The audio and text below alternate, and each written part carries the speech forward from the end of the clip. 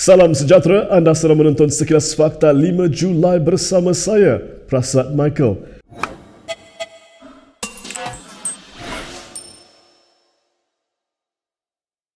Najib Razak perlu mendapatkan perbicaraan yang adil dan proses sewajarnya bagi pertuduhan rasuahnya, kata Timbalan Presiden UMNO Muhammad Hassan.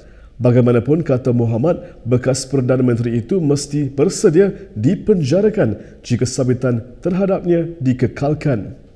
Dalam wawancara bersama Asia Times, Muhammad yang lebih dikenali sebagai Tok Mat berkata, Najib harus dipenjarakan terlebih dahulu sementara dia melakukan proses rayuan berhubung sabitan atas tuduhan rasuah SRC International. Bagaimanapun, Free Malaysia Today kemudian melaporkan Tok Mat tampil membuat penjelasan bahawa dia tidak bermaksud Najib perlu dipenjarakan, sebaliknya perlu bersedia berdepan akibat jika Mahkamah Persekutuan mengekalkan sabitannya.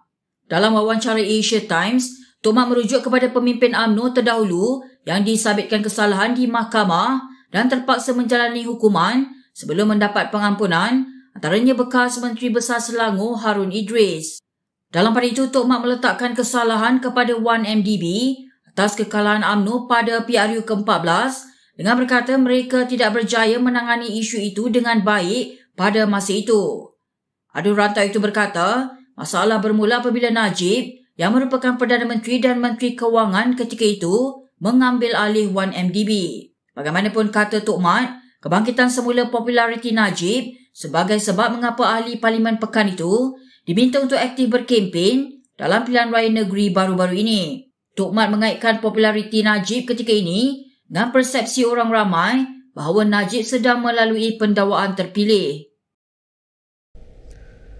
Timbalan Presiden PKR Rafizi Ramli menggesa pesaingnya dalam parti untuk menerima kekalahan dan meneruskan agenda pengukuhan parti.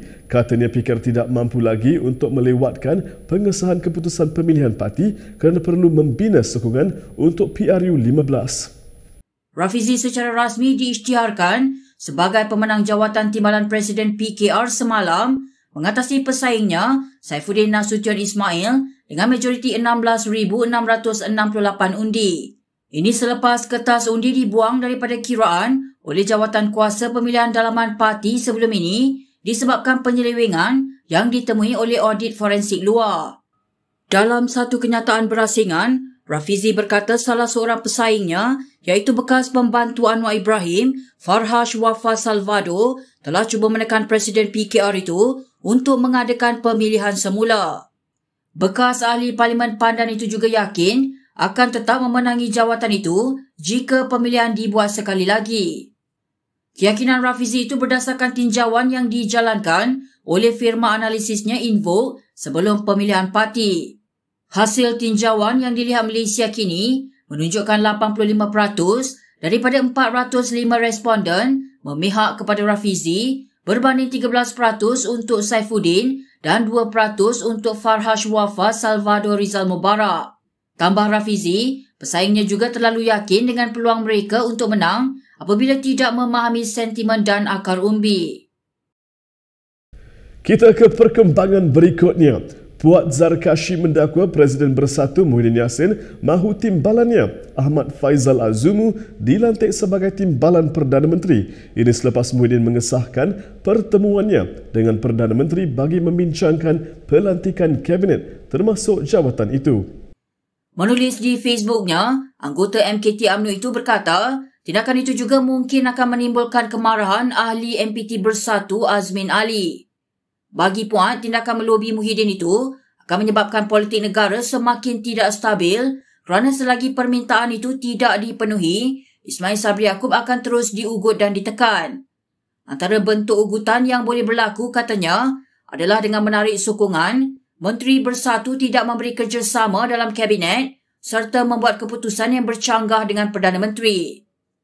Muhyiddin baru-baru ini mengesahkan telah mengadakan pertemuan dengan Ismail dan membangkitkan kandungan perjanjian di antara Perikatan Nasional dan Perdana Menteri sebelum ini. Sementara itu, kata Puan, Muhyiddin mahu jawatan Zuraidah Kamaluddin sebagai menteri segera digantikan kerana mahu mengelakkan lebih ramai ahli Bersatu meninggalkan parti itu. Ketika ini, kata Puan, dua pemimpin bersatu iaitu Wan Ahmad Faizal, Wan Ahmad Kamal dan Wan Saiful Wanjan saling bersaing untuk mengisi jawatan itu. Saksi pendakwaan tidak ingat perkataan yang digunakan Syed Saddiq Abdul Rahman apabila diarah mengeluarkan RM1 juta daripada akaun Sayap Pemuda Bersatu. Penolong Setiausaha Armada Ahmad Rezwan Muhammad Syafi memberi keterangan tersebut dalam kes perbicaraan penyelewengan bekas Menteri Belia dan Sukan itu. Saksi pendakwaan ke-11 itu membuat keterangan semasa pemeriksaan balas oleh Peguam Bela Gobind Singh Deo berhubung dakwaan pertemuan antaranya Syed Saddiq dan Bendahari Armada Rafiq Hakim pada Mac 2020. Terdahulu Gobind bertanya kepada Rezwan sama ada dia ingat perkataan tepat yang digunakan Syed Saddiq semasa perbincangan malam itu dan adakah dia membuat sebarang catatan dan membuat laporan polis selepas itu. Rezwan menyatakan tidak ingat dan tidak berbuat demikian.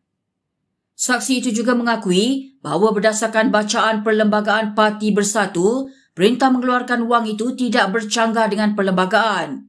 Semalam dalam keterangan bertulisnya, Rezwan mendakwa Syed Saddiq mengarahkan wang tunai berjumlah RM1 juta dikeluarkan daripada akaun Armada. Saksi itu mendakwa Syed Saddiq mengeluarkan arahan itu bagi mengukuhkan kedudukannya kerana bimbang berlaku pertukaran pucuk pimpinan sayap parti itu. Menurut Rezwan, Syed Saddiq hanya memanggil dirinya dan Rafiq kerana mereka merupakan pemegang amanah dan penandatangan cek CIMB Bank Armada Pusat. Mahkamah Tinggi Kuala Lumpur menolak permohonan Presiden UMNO Ahmad Zahid Hamidi mendapatkan perintah injuksi sementara terhadap Dr. Mahathir Mohamad. Ini sementara menunggu penyelesaian kes saman fitnahnya dengan bekas Perdana Menteri itu. Peguam Mahathir Mior Nur Haidir Suhaimi dan Rafiq Rashid Ali memaklumkan Hakim Rozana Ali Yusof memutuskan perkara itu hari ini. Kata mereka, Hakim memutuskan ini bukan peringkat untuk mana-mana pihak berhujah berhubung merit kes berkenaan. Mahkamah juga memutuskan bahawa Zahid sebagai plaintiff hendaklah membuktikan bahawa kenyataan Mahathir yang dipertikaikannya tidak benar. April lalu Zahid menyaman Mahathir susulan dakwaan dia meminta bantuan bekas Perdana Menteri itu supaya tuduhan rasuah terhadapnya digugurkan.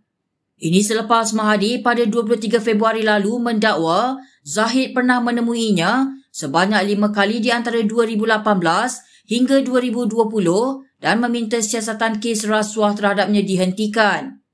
Zahid dalam penyataan tuntutan yang difailkan minggu lalu menafikan perkara itu. Ahli Parlimen Bagan Datuk itu juga telah memfailkan saman berasingan terhadap Presiden Bersatu Muhyiddin Yassin yang membuat dakwaan serupa semasa kempen PRN Johor. Berita seterusnya, hujan lebat berterusan selama 3 jam petang semalam menyebabkan banjir kilat melanda beberapa kawasan di Baleng Kedah. Sekurang-kurangnya 85 rumah penduduk mengalami kerosakan selepas berlaku limpahan air sungai di kawasan berdekatan. Dalam kejadian kira-kira jam 6 petang semalam, kawasan dilaporkan terjejas ialah Kampung Iboi dan Kampung Tanjung Luas di Mukim Kupang serta Kampung Sedim dan Kampung Jernang di Mukim Bakai. Sementara itu, mayat 3 sekeluarga yang hilang sejak petang semalam selepas rumah mereka di Kampung Iboi dihanyutkan arus deras ditemukan hari ini. Ketua Polis Daerah Baling Syamsuddin Mahmad mengesahkan mayat Salma Ahmad Akib 53 tahun dan menantunya Nurul Anis Abu Hassan yang juga hamil ditemukan pasukan pencari dan penyelamat kira-kira jam 9.30 pagi. Mangsa ketiga Muhammad Khairul Ikhwan Nur Azman, 14 tahun, ditemukan tidak jauh dari tempat kedua-dua wanita terbabit kira-kira 2 jam kemudian. Terdahulu Bernama melaporkan beratus-ratus penduduk kampung dipindahkan ke pusat pertempatan sementara petang semalam ikuran kejadian banjir tersebut. Dianggarkan 9 kampung terjejas akibat bencana berkenaan.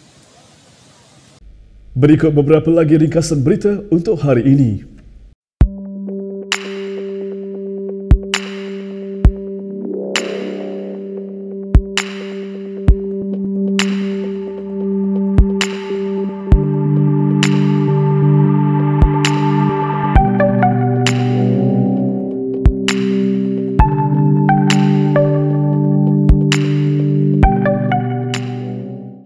Sekian saja daripada saya, Prasad Michael, untuk sekilas fakta. Untuk lebih banyak berita, anda boleh melayari kinitv.com. Anda juga boleh mengikuti kami di Instagram, Twitter, YouTube dan Facebook. Salam hormat dan jumpa lagi.